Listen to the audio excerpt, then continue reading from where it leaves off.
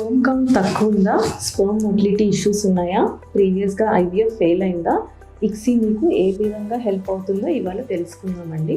Hello అండి, నేను doctor Sindhu, fertility consultant at Hegde fertility. ICSI అంటే ఇంట్రాసైటోప్లాస్మిక్ స్పర్మ్ ఇంజెక్షన్. సో ఈ ప్రాసెస్ ఏంటో ఇవాళ చెప్తాను. యూజువలీ ఒక కపుల్ వచ్చినప్పుడు ఫీమేల్ పార్ట్నర్కి డే 2 పీరియడ్లో ఉన్నప్పుడు మనము హార్మోన్ ఇంజెక్షన్స్ స్టార్ట్ చేస్తాము.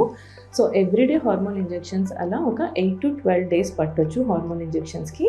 దీని ద్వారా ఒక్క ఎగ్ కాకుండా మల్టిపుల్ ఎగ్స్ గ్రో చేస్తాము. సో ఎగ్స్ గ్రో అయ్యాక ఎగ్స్ మెచ్యురేషన్కి ట్రిగర్ ఇంజెక్షన్ ఇస్తాము. అది ఇచ్చాక ఎగ్ పికప్ చేస్తాము. చిన్న ఎగ్ పికప్ అనేది చిన్న అనస్థీషియా ఇచ్చి ఒక 15 minutes ప్రొసీజర్. ఎగ్ పికప్ అది వెజైనల్ రూట్తో చేస్తాము. సో కట్స్ స్టిచెస్ ఏమి ఉండవు. ఎగ్ పికప్ చేసిన రోజే మేల్ పార్ట్నర్ కూడా స్పర్మ్ ఇస్తారు. ఆర్ అవసరమైతే సర్జికల్ స్పర్మ్ రిట్రీవల్ కూడా చేస్తాము. ఈ స్పర్మ్స్ని ఎంబ్రియాలజిస్ట్ ల్యాబ్లో హెల్దీ లుకింగ్ బెస్ట్ లుకింగ్ స్పర్మ్ని సెలెక్ట్ చేసి ఎగ్లోకి డైరెక్ట్గా ఇంజెక్ట్ చేస్తారు.